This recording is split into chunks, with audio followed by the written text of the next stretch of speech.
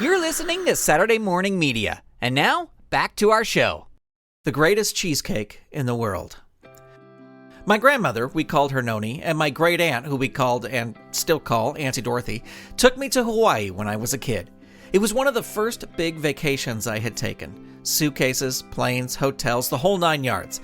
Decades later, I can't quite remember exactly how old I was at the time, but let's just say around 10. I do remember that we stayed at the Sheraton Waikiki. I also have memories of buying a boogie board and paddling around near the beach, spending hours in the hotel pool, and taking the tour of Pearl Harbor. I also remember that there were a group of professional wrestlers staying at our hotel. I didn't know their names at the time, as I was just on the cusp of becoming a fan of the sport, but later I realized I'd seen Ric Flair jokingly throw a female fan into the pool. I also remember I rode up in a hotel elevator with who I'd later realize was Nikita Koloff. I had looked up to him and sheepishly asked, "Are you a professional wrestler?" He scowled down at me and said, "No, kid, I'm a ballet dancer." But this story is not about pro wrestlers, Pearl Harbor, or even really Hawaii. This story is about the greatest cheesecake in the world. The cheesecake that all other cheesecakes would be judged. In 1953, Harold Butler and Richard Jezik opened Danny's Donuts in Lakewood, California. 3 years later, when Richard left the now 6-store chain, Howard decided to change the focus of the store from donuts to coffee.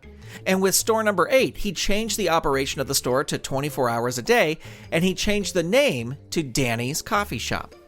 The name was a bit confusing to some patrons, as there was already a popular LA coffee shop chain called Coffee Dan's, so Harold changed the name again. He simply changed the A in Danny to an E to make Denny's Coffee Shop. A few years later, he simplified the name even further, calling his chain Denny's. He began franchising Denny's, and the chain expanded to over 800 locations. At the height of his career, Harold tried to buy Caesar's Palace in Paradise, Nevada with all that Denny's money, but the Securities and Exchange Commission accused him of offering the shareholders a secret deal, and the deal collapsed. Denny's stock plummeted, and he sold his shares, once worth $80 million, for a mere $3 million and resigned from the board. Harold lived out the rest of his days in La Paz, Mexico, with his wife Jean, a former Denny's waitress and franchisee. Denny's lived on, of course, and that's where I found myself one night in Hawaii with Noni and Auntie Dorothy, the Denny's in Waikiki in the shadow of our hotel. I'd just finished a burger and some fries and was now faced with the dessert menu. What would I have? Ice cream? My favorite as a kid, orange sherbet? Chocolate cake? No, we were on vacation. This was the fanciest vacation I'd ever taken. This meal called for something fancy. I perused the menu for the fanciest dessert. Cheesecake. I'll have the cheesecake. I'd never had cheesecake before, but there in Hawaii seemed like the best place to start. What would it taste like? Cheese? Cake? I didn't know, but I was eager to find out. Maybe it was because I was exhausted from swimming all day or being out in the hot sun for hours, but that cheesecake, it was the best damn thing I'd ever put in my mouth. Seriously, it was like seeing the face of God. I'd never eaten anything that delicious. For the rest of our stay in Hawaii, I begged to go back to Denny's for more cheesecake, but we had other places to eat, luau's to see, hula dances to watch. After returning home, I was pleased to find out that most restaurants had cheesecake. I became a 10-year-old cheesecake connoisseur.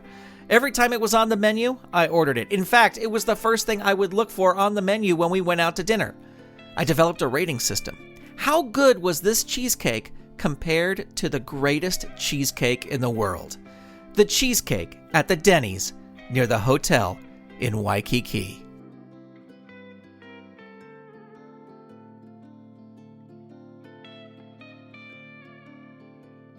This episode was written and produced by Grant Pachoco. The GrantCast is copyright 2020 Saturday Morning Media, all rights reserved. www.saturdaymorningmedia.com.